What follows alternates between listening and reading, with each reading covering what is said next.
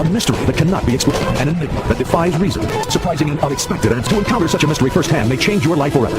Face to face with the greatest riddles of the ages. The world's most profound mysteries reach out and touch your life in ways you never imagined possible. Extreme Mysteries. For hundreds, no thousands of years, kings and generals, historians and archaeologists, architects and mathematicians have argued over who and how the Great Pyramids were built. Is it possible the answer can be found not in some ancient Egyptian tomb, but in an amazing tourist attraction in modern-day Florida called the Coral Castle? Barely 5 feet tall and weighing slightly less than 100 pounds, a man by the name of Edward Leedskalnin seems to have accomplished the Herculean feat of quarrying, cutting, moving, and raising 1,100 tons of coral rock using only simple tools. Could he have done it by himself?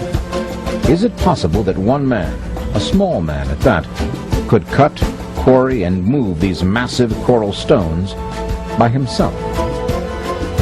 Could it be there is some secret of levitation or anti-gravity known to ancient builders that was rediscovered by Edward Leedskalnin? How could one man cut and set this 9-ton coral gate so precisely that even today a child can move it with one finger? The answer will amaze you. Coral Castle is perhaps America's most intriguing mystery. Like the Great Pyramids of Egypt, it shouldn't be there. But there it is, welcoming visitors every day into its unusual confines and its unbelievable history.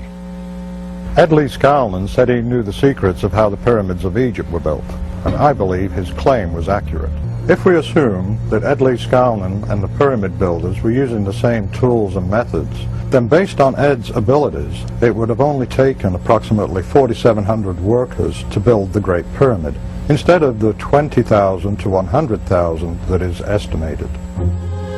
This photograph seems to show Leedskalnin using a chain hoist on a tripod structure to lift the coral blocks. Indeed, many people who knew Ed Leedskalnin believe he moved those blocks with simple, conventional tools, though no one actually saw him work. In order to prove the methods of construction that Leedskalnin used, we'd have to replicate the more difficult aspects of the work. Leedskalnin might have been able to hoist the 6-ton blocks for the wall with conventional mechanical tools, but that does not explain how he raised the 23-ton obelisk, or especially this 30-ton block in this wall, all by himself and only with a 10-ton chain hoist. One of the most amazing aspects of this mystery is its complete accessibility. The castle is, after all, open to the public.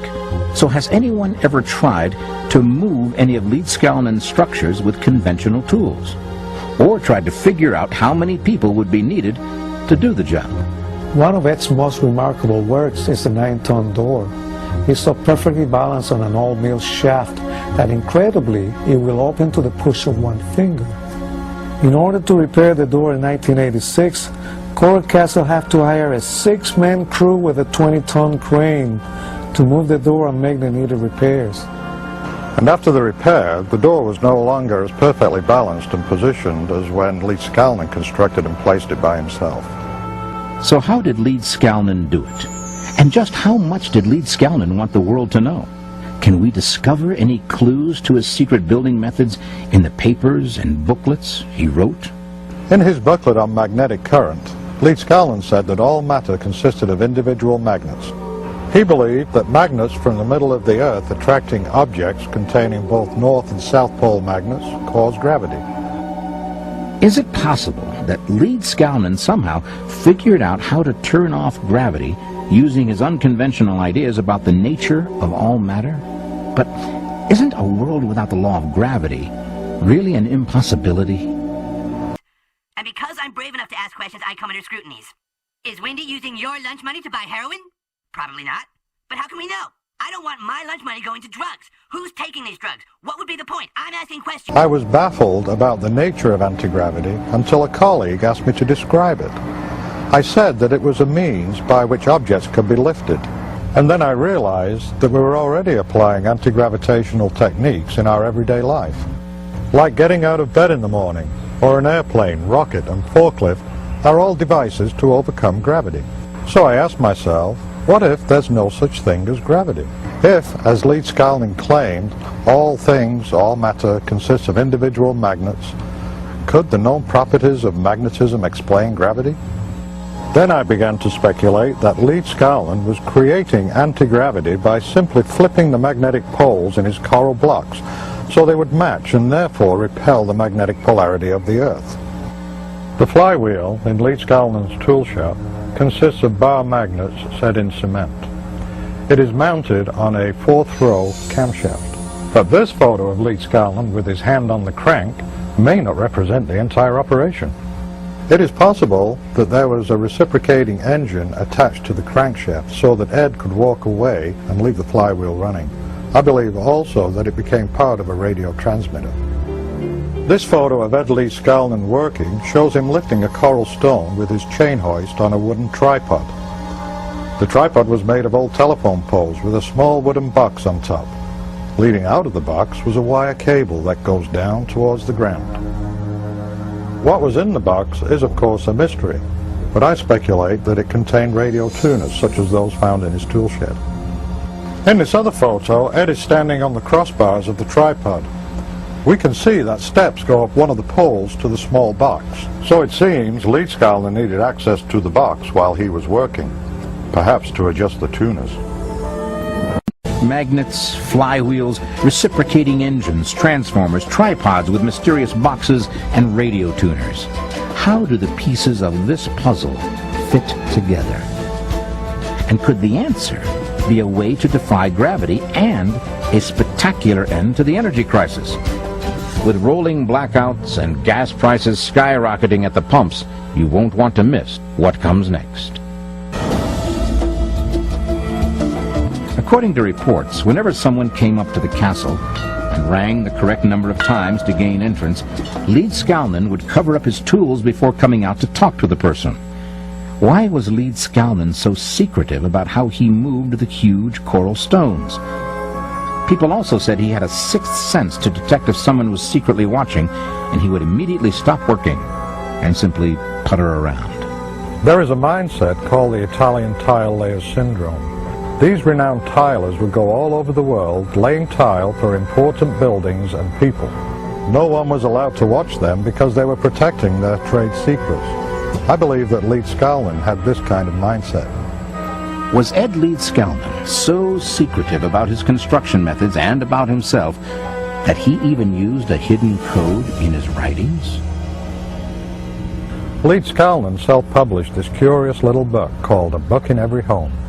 Following each page, he left a blank page with this explanation. Reader, if for any reason you do not like the things I say in this little book, I left just as much space as I used so you can write your own opinion opposite it and see if you can do better. It's possible that he left the empty space for the reader to decipher a code hidden in metaphors in his book. The code may ultimately reveal how he built the Coral Castle. The book also talks about family life, Sweet 16, and how to raise boys and girls. One curious sentence says, "Don't raise girls too big by overfeeding them." Could raising girls be a metaphor for raising a stone? In Leigh Skalnin's writings on magnetic current, he suggests a series of experiments using magnets. Perhaps these experiments are an important key to understanding how Leigh Skalnin, using anti-gravity, moved coral blocks. That Ed's secrets lie hidden in code and metaphors in his writing is an intriguing possibility. But can we look anywhere else for evidence that Ed really figured out how to eliminate or minimize the effects of gravity? Did some neighbors penetrate the wall of secrecy and actually catch Ed? One legend is that there were some children spying on Ed undetected and saw him floating coral blocks in the air like hydrogen balloons. There are additional reported incidents. In 1936, Leigh Skalnin decided to move his original castle in Florida City, Ed called it Rockgate, to Homestead, reportedly to escape the threat to his privacy from a subdivision to be built nearby. he dismantled the castle and moved it, stone by stone, to Homestead, where it is today. For the first and only time, Leedskalnin sought help with the move. Ed Leedskalnin hired a tractor to pull the chassis of an old truck that he had. He had the driver leave the empty truck and come back the following morning to haul the full load of heavy coral stone to Homestead. But once the driver came back unexpectedly after only 30 minutes. To his amazement, he found that the truck was already loaded down with several huge blocks of coral. The driver remembered, "It was impossible to have stacked those gigantic blocks in under 30 minutes, even with a steam-powered derrick. And Ed had no equipment, just a simple tackle and chain hoist. Yet there they were, piled like cordwood." when the truck moved the 23-ton obelisk, Leedskalnin told the driver that he would have it raised in position by the following morning. And indeed, when the driver returned the following morning, the obelisk was raised. But why did Leedskalnin undertake the daunting task of moving the entire castle 10 miles from Atlantic City to Homestead, Florida? Was there a reason besides the prospect of a housing development close to the castle? And does the actual location of the castle itself contribute to its mystery? Some researchers believe that there is an energy grid that is formed around the entire Earth, an invisible pattern of energy lines that concentrate points of electromagnetic energy where the lines intersect. Did Leedskalnin somehow learn the secrets of this energy grid? And is Coral Castle a PowerPoint? I've heard that Ed had a map of the magnetic energy points of the Earth. Ray Stoner, in his book, The Enigma of Coral Castle, suggests that Leedskalnin moved the original castle to Homestead not because of an encroaching housing development, but because a surveying error misplaced the original castle 10 miles from the energy grid. Captain Bruce Cathy, a commercial pilot and author, is considered the world's leading authority on the energy grid. I've just recently been running the given position of Coral Castle through my computer using the computer program that we've developed, and I found that there is a definite link with gravitational forces, and also a link there with the Earth's magnetic field. So it's obvious that Ed definitely knew something about Einstein's E equals mc squared and the unified fields. He was well ahead of what everybody thought he was. He wasn't dumb. He knew something. There are other well-known anomalies and monuments on this energy grid, including Stonehenge on the Salisbury Plain in England and the pyramids and the Sphinx on the Giza Plateau. Interestingly, many questions surround the construction of these huge monuments and how they were built with the primitive technology of ancient times. Did Ed Leedskalnin really understand how to use this so-called energy grid? And is it even possible to speculate on how Leedskalnin used his unconventional view of matter and magnets to achieve anti-gravity? Here is my idea of how Leedskalnin flipped the magnets in his coral blocks and achieved anti-gravity.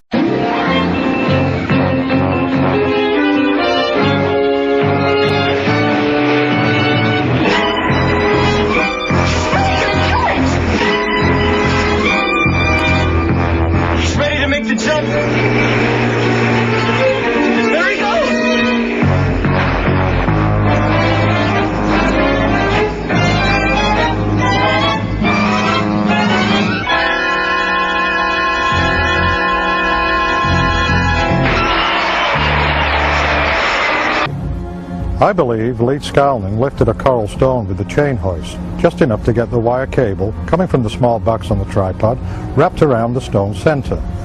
Then he went back to the tool shed and he cranked the flywheel and kept it turning with the reciprocating engine. The flywheel transmitted a frequency to the small box on the tripod. The tuners in the box converted the frequency into an electromagnetic field around the coral block, thus flipping the magnetic pole in the coral and neutralizing its weight. As yet, there is no working model based on my theory on how Leedskalnin easily moved his stones, but the day when that can be demonstrated is close. Perhaps some oddities reported about Leedskalnin do make sense. What about the neighbors who reported hearing Leedskalnin singing to the stones? The singing they heard might very well have been the sounds of frequencies coming from the flywheel and the box on top of the tripod as he moved huge blocks.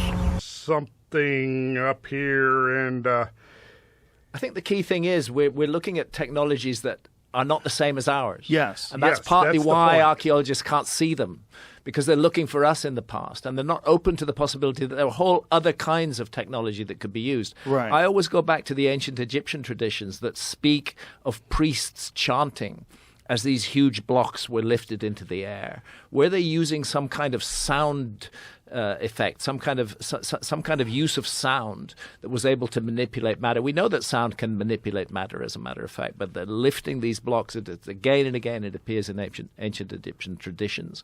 The notion that we could lift huge blocks with sound seems absurd to archaeologists, and yet it's there in the traditions of the Egyptologists. And what Randall's talking about now is people who are working on a whole alternative path of technology, and maybe that's a rediscovery of the kind of technologies that were used by a lost civilization.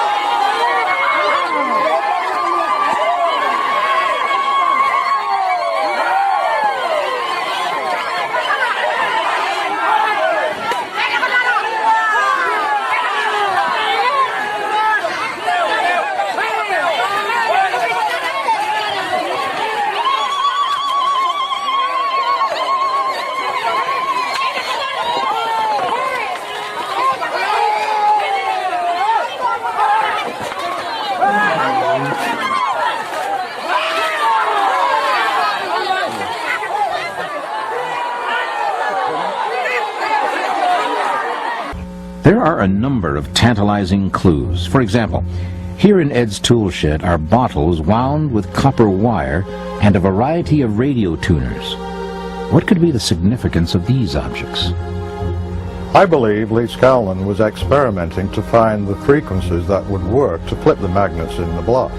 And perhaps each block had a different resonant frequency. If all of this, or if any of this is possible, perhaps even some of the structures constructed by Ed Leeds Scowlin at Coral Castle take on a new significance. For example, isn't it going just a bit far to create a separate room for the punishment of children you don't know if you'll ever have? I discovered that Ed's repentance corner is like a dead sound chamber, where perhaps he listened to different frequencies on his radio tuners. Ed Leeds Scowlin's construction of Coral Castle seems to elude any explanation based on known science and conventional tools. But what if we open our minds just a little bit? What if it really is possible to eliminate or greatly lessen the effect of gravity? What would the world look and be like with a new science and Ed Leeds Scowlin's tools? Could it help explain some mysteries from our past? Leeds Scowlin would appreciate that I'm here at the Florida table, cut into the shape of the state of Florida. He envisioned sitting here with the governor of Florida, along with the legislature, sitting in the rocking chairs discussing important matters. If anti-gravity is the answer to Lee Scowlin's construction of Coral Castle, it will be possible to finally know how Stonehenge, the Sphinx, and the Great Pyramid, and other ancient monuments were constructed, all unexplained by the primitive technology of their times. My research shows that the Great Pyramid was a geomechanical power plant that responded sympathetically with the Earth's vibrations, converting that energy into electricity. The Egyptians used the same principles of anti-gravity that Ed Leeds Scowlin understood and created an unlimited source of clean energy. Could we be talking about an end to the current energy crisis and an end to rapidly escalating gas prices at the pump and electric rates at home? Can we stop building costly new power generating plants? There is a small group of scientists in the world that have all this knowledge, and they're using it. We're told in recent days that there's an energy crisis. They're having problems with creating new energy sources. Well, that's not true. The whole of the gravity field is energy, and it'll never run out. Now, all these new energy systems, all you'll have in a house will be an antenna on the roof, a small box full of electrical circuits hanging on the wall somewhere or in a cupboard, and you've got free power. That's all you need. This was done way back in 1931 by Tesla, Nikola Tesla. He took the motor out of a Pierce Arrow car, put one of his electric motors in it, ran a car with the same method. He had approximately about 6 foot of aerial sticking out the back of the car. He had a small box under the dashboard full of electric circuits and a few valves, and he was getting 90 miles an hour out of the thing. Jamie, do I enough to ask questions, I come under scrutinies. Is Wendy using your lunch money to buy heroin? This is the work of Probably Nikola not. Tesla. But how can we know? I don't want my lunch money going to drugs. Again, this Who's is way taking too these much drugs? for us to What get would be in the today. point? That's I'm why we asking need to questions. devote a whole session to talking about this. Okay. But this was the inspiration. You know, his work was suppressed. A lot of his patents were taken, sealed up by the U.S. government for whatever reason. I don't know. But this is some of the stuff that's now being developed using his ideas plus some of the others. This is the man I've been talking to for the last 7 years. Malcolm Bendall? Yes. And again, I don't want to get into it today, but here's an example of what they're doing. This is a generator that has no moving parts. It's all based on geometry, pure geometry. Mm-hmm. And here's the basic idea, as I think I understand it at this point. Resonance frequencies. Everything vibrates. Have you ever, if we had an electric razor, we plugged it in, turned it on, set it on this table, bzz, it's going to move around, isn't it? You ever seen that? Yeah. That's the beginning of the concept because it's vibrating. Everything vibrates at a frequency, and if you know that frequency, you can control things. And I think that's the basic idea of what we're looking at here. So that's what I'm saying. I think it would be a good idea to get me back on here. We can look at it. I'm going to lay this on Graham so he can look at it too, because I really want to get Graham's feedback on this. I mean, would it be fair to say that there's an element of a rediscovery of a lost technology from the past? I think it would be fair to say that, yes. No, I think we can boil this all down to saying that we could have a future with a world with unlimited energy available and with no pollution. And to think now, a man like Ed Leeds-Gallen, just a small guy like he was, 5 foot tall, and he knew the secrets of anti-gravity. Now, how did he do it? If he can do it, and otherwise fairly uneducated, what would happen if they taught this in our universities? Think about the amount of progress that we've achieved as modern humans just in the last few hundred years. Yeah. If you go back 400 years to now, it's a stunning amount of achievement. Absolutely stunning. And if you have a completely different path of technology, one that's not utilizing internal combustion engines and cranes and the like that we experience leverage, today. mechanical advantage, everything that our tech is based around. Something that's insanely advanced, tens of thousands of years of a different path. Yeah. And that may be what we're looking at. And that may begin to explain these otherwise inexplicable monuments that have survived. If the dream of a pollution-free world seems like nothing more than a wild fantasy, consider this. A group calling themselves the International Tesla Electric Company is today offering people free electricity to be generated on their own property by a new type of generator that uses the power of magnets. And I think that's the basic idea of what we're looking at here. And it's all based upon the ancient numbers. And they're developing technologies right now, and they have been. I was recently contacted and given the go-ahead that I could talk. I've been sitting on this for 7 years without talking about it because they asked me not to talk about it until they had their patents in place and their licensing. That's all happened since last summer. So we're now free to talk about it. So that's what I'm saying. I think it would be a good idea to get me back on here. We can look at it. I'm going to lay this on Graham so he can look at it too, because I really want to get Graham's feedback on this. I mean, would it be fair to say that there's an element of a rediscovery of a Yes. lost technology from the past? I think it would be fair to say that, yes. And so through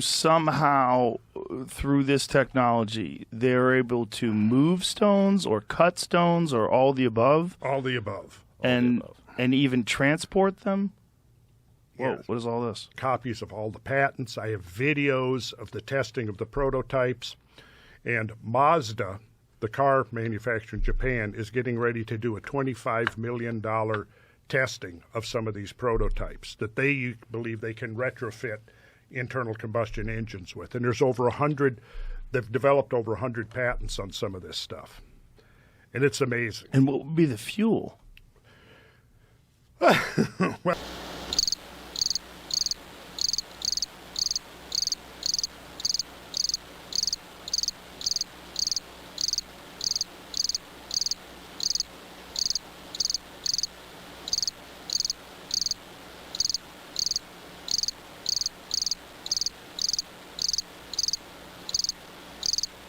that they believe they can retrofit internal combustion engines. And it's amazing. And what would be the fuel? Well, Would it be fair to say that there's an element of a rediscovery of a Yes. lost technology from the past? I think it would be fair to say that, yes. And so through this technology, they're able to move stones or cut stones or all the above? All the above. And even transport them? Whoa, Yes. what is all this? But how did Ed Leeds Scalman, a man with only a fourth-grade education, come to understand the most complex secrets of the universe? On Saturday night, Ed would ride his bike into town, dressed in his best clothes. He sat on his bike and watched the people, studying the personalities of those who came by. And with equal care, he relentlessly observed natural phenomena. Millions of people all over the world have been fooled, including myself, by wrong drawings in astronomy books in showing how the Earth's yearly pass around the Sun causes summer and winter. In fact, the drawings are wrong. I was lucky. I made a rock telescope and a rock sundial, and they defooled me. Now I know the right path the Earth follows. The scientists should come to Rockgate, Homestead, Florida, and have a good look at the new drawing, the telescope, and the sundial, and then notice how they would affect science. And he also observed nature with incredible detail. This is for biologists. I can see chromosomes without a microscope. To see, I close my eyes and then I open one eye just a little to look at the blue sky. Then I can see chains of beads floating in the liquid in my eye. Was it simply Ed Leeds Scalman's quiet observation of the world that facilitated his understanding and discoveries about the world? Did he learn his secrets from the study of ancient Egypt? Is all matter composed of magnetism, as Leeds Scalman claimed? And can scientists today alter the polarity of magnets to nullify the pull of gravity? Could it be that ultimately the answer is in an invitation to explore and study things for ourselves? Ed's sign at the castle boldly warns visitors, you will be seeing unusual accomplishments. That is certainly the case. On November 7, 1951, Ed Leeds Scalman took a bus to Jackson Memorial Hospital, leaving a sign at the castle, "We'll be right back." A month later, he died quietly in his sleep from cancer. Unfortunately, Ed died without revealing his secrets. The mystery of his spectacular coral castle remains unexplained.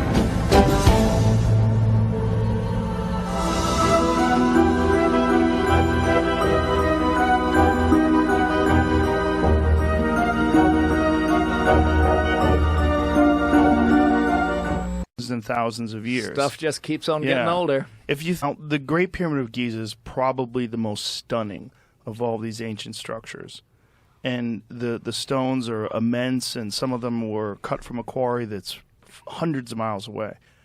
How do you think they did that? Well, some of them, the granite in the Great Pyramid comes from more than 500 miles to the south. If you look at the famous King's Chamber, its walls and its roof are the ceiling of the King's Chamber are all made with gigantic granite blocks. Stunning detail. Stunning detail. Those blocks on the roof of the King's Chamber weigh 70 tons each. Now, Egyptologists will tell you that, they could move heavy blocks because they put them on wet sand and they push them along on wet sand. Well, maybe if you're just at ground level, that will do. But when you're 350 feet above the ground, as you are in the King's Chamber, that won't do at all. I don't know how they did it. All I know is they did it. I don't think anybody knows how they did it, how they lifted those stones, how they brought them up to that level. I think we're looking, again, at a lost technology.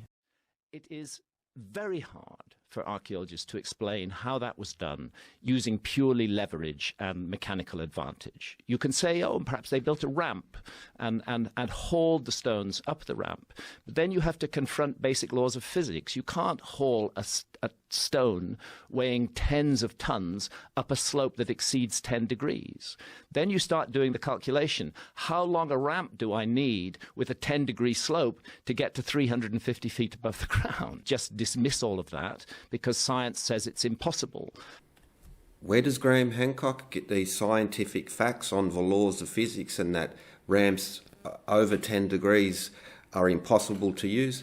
Well, it seems to originate from Dr. Mustafa Mahmoud. He was a physician turned paranormal TV host, and decades after this absolute untruth, silly nonsense began, he's still repeating it. He knows it's not true, but he must represent his client. For scientific facts, for proven working laws of physics that are just used all the time, a ramp must be less than 10 degrees. This is completely made up. It has no basis in reality. Anyone who's ever worked with a ramp knows this. The steeper the ramp, the more difficult it is, but it's still a hell of a lot easier than using a crane. And in regard to the cataclysm, channeled scablands that they like to bring up, there are these giant things called hills that reach 300 foot into the air, and a hill is a ramp. So this is ridiculous that he keeps saying this. He knows it's untrue, but he must represent his client. Who is Graham Hancock's client? Well, let's look at him in his own words, and writing about outrageous hypotheses and extraordinary possibilities viewed from the trenches. This is his response to the mean critics who suppress his work. Typical tactic is for people like Graham Hancock to say, we're fighting the establishment. They are the establishment. They get the attention, the money. Where's all this archaeological mafia, dominating the airwaves? But to understand Graham Hancock, look at his own words. Whether my arguments are 100% right or 100% wrong, it tells me that people must like to read me and must, by and large, feel that they get value for money from doing so. It tells me what my job is. The job, in other words, that the public are funding me when they buy my books, is to make the best case I possibly can for a lost civilization, to fight tooth and claw with the historians, archaeologists and other authorities who insist that no such civilization ever existed, and to champion the intuition, which many of us share, that a great mystery may have been locked away deep in somewhere in humanity's past. A parallel for what I do is to be found in the work of an attorney defending a client in a court of law. My client is a lost civilization, and it is my responsibility to persuade the jury, the public, that this civilization did exist, since for prosecution, orthodox academics naturally seek to make the opposite case as effectively as they can. I must equally effective and, where necessary, equally ruthless. It's not prosecution and defence. You both must prosecute your case, and you both must do it honestly. And the key word is here that he's not focusing, is like, my client I must defend. Not honesty, not truth. The truth would be where the evidence leads you, not to be selective with your evidence to get to a conclusion that you want to get to.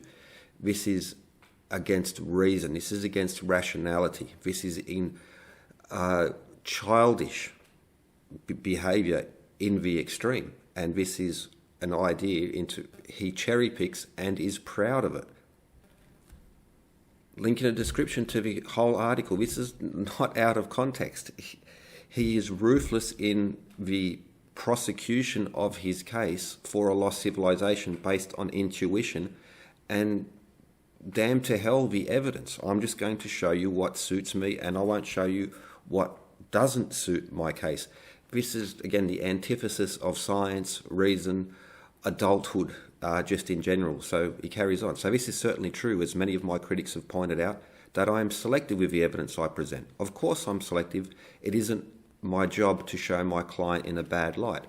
Absolute BS, Mr. Hancock. It is your job to show your client in a good and a bad light. This is not a court case for prosecuting a crime. You're presenting a case and then presenting it to the public while you are ruthlessly going after the orthodox academics who are bound by rules of evidence.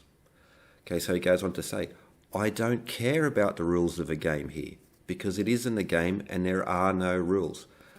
Blah, blah, blah, blah. And there's not a single academic institution in the Western world presently that has a faculty of lost civilization studies. Yes, they do. It's called archaeology. And everyone with an this is a ridiculous statement, and he doesn't care about the rules of a game. He's proud. He defends the fact that he cherry picks to present the case that suits him. Imagine if any other professional scientist did the same thing. They would be put in their place very quickly for being, well, just insert words here. This is the Graham Hancock method by his own words, and he's proud of it. But at least what's promising is that there is some, at least, research or understanding. And it's actually quite mature at this point. And in order to avoid the kinds of fate that befell Tesla and Reich, Robert Oppenheimer, Victor Schauberger, and so many others that were working in these fields, all kind of converging on this same insight. It's been conducted in secret. The laboratory that they've been developing this is in the Maldives, so that it's been immune from government interference. And now I think it's about ready to go the next. Now, what is the motivation of the suppressing of this information? I think in case of Tesla, wasn't it military, the fear of military applications? I also think that, there are huge corporations that have very large investments in a particular path of technology, which is ours. Right. And for somebody to come up with a whole new path of technology, it's very threatening to them. And much better from their point of view to suppress it, or if they can't suppress it, to kind of buy it and hide it, and keep things on the track that they're on now. I would say that's the motive. And maybe for people that are curious about this and maybe even skeptical, consider the massive change that nuclear power provided us. Whereas before the 1940s, this was unheard of. Yeah. This even the concept of it. And all of a sudden now we have nuclear power, nuclear weapons, the most profound power known to man currently. God help us, it's a power for use by adults, but unfortunately it's delinquent children who are leading our world right now.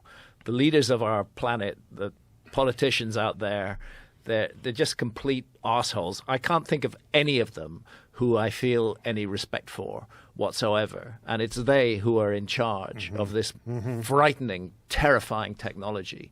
We just aren't mature enough as a civilization to manage technology like that. You have to get that level of maturity. My name's Ken Fader.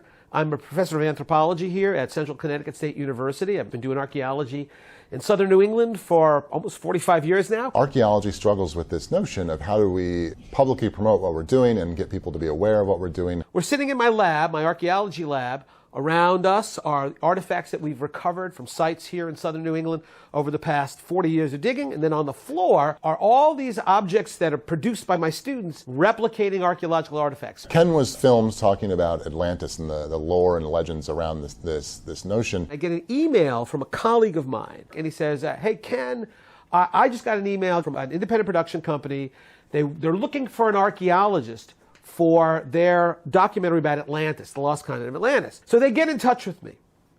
And we had a really nice talk. The production assistant, really, really cool guy, smart guy. And I'm talking about Atlantis. And yes, I've written a chapter of the book about it. I've done a little bit of research. I've read the original dialogues. So yeah, for sure, I can talk about Atlantis, and I've done it before. And he's thrilled about it. Oh, this is great. This is exactly what we're looking for. And at the end of the conversation, he says, oh, by the way, Ken, just so we're sure, just so we're clear about this, we kind of need you to say in the show, as a credentialed archaeologist who's worked for years doing archaeology, we need you to say that Atlantis was real. No, it's a story made up by Plato. It's about how a perfect society would react when it's existentially threatened. And that's what I'll say if you interview me. And he said, oh, well, we get the fact that you don't, we're familiar with your skepticism. But for the sake of this show, you're going to need to say it's real. He had an agenda, and he didn't understand why I couldn't change my perspective just for the sake of the show. His narrative was it had to be real. So I said, no, I'm really sorry, but I'm a scientist, and I have to go where the evidence leads me. The evidence leads me to the conclusion that no, Atlantis was a story made up by this very important Greek philosopher. He said, well, yeah, Ken, we understand that. We get that. But you have to understand, from our perspective, we need a scientist to say it's real. That's the story. I said, well, then it's not a documentary, that you're doing a work of fiction. And that's when he asked me, he said, Ken, why are you so adamant about this? Why do you think Atlantis wasn't real? I say, just don't ask me any questions, just listen to my story. So, long ago, there was an evil empire.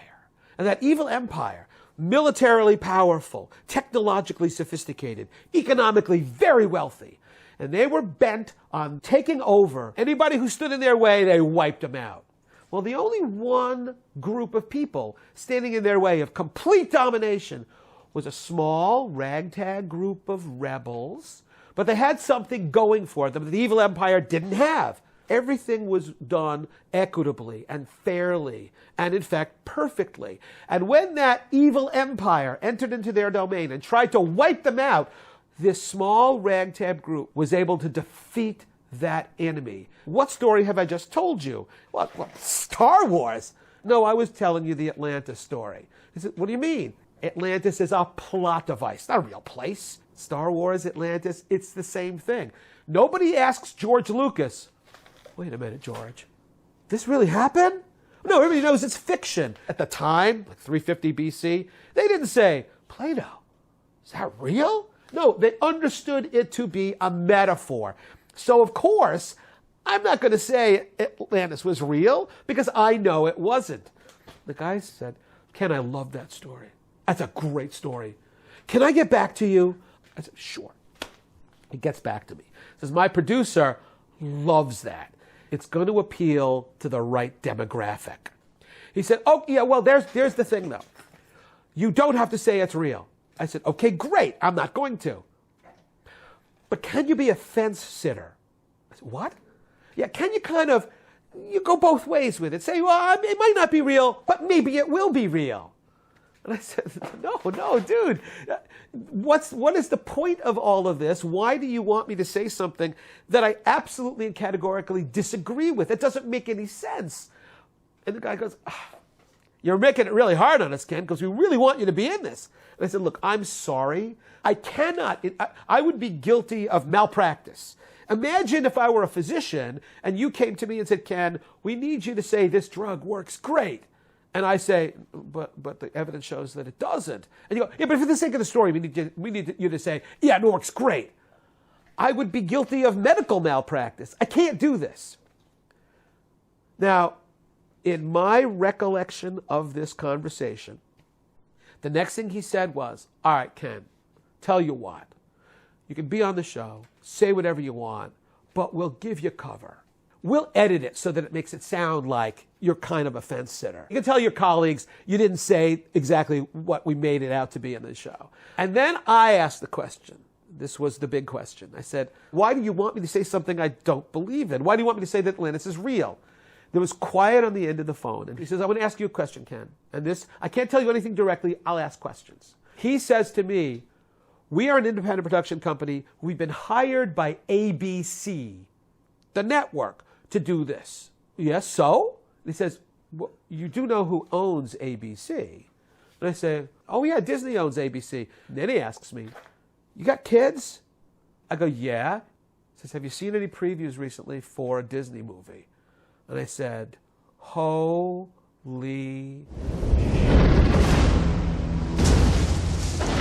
In a single day and night of misfortune, the island of Atlantis disappeared into the depths of the sea. A Disney cartoon. And I say, well, no, you are shitting me, right? Are you telling me that Walt Disney Corporation has told ABC to make a documentary about Atlantis in which people say Atlantis is real, and that that's going to be part of their marketing strategy for this full-length feature cartoon called Atlantis, the Lost Empire? He says, Kenny, you just connect the dots. I'm not going to say that. And I said, dude, you sound like a nice guy. I know you've got a job to do, but we're done talking. It was a 90-minute infomercial for the cartoon.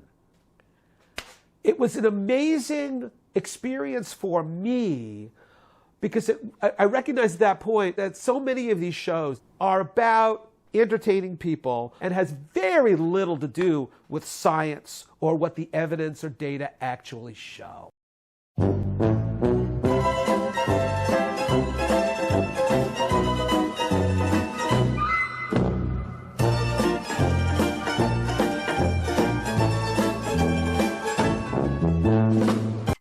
And because I'm brave enough to ask questions, I come under scrutinies. Is Wendy using your lunch money to buy heroin? Probably not. But how can we know? I don't want my lunch money going to drugs. Who's taking these drugs? What would be the point? I'm asking questions.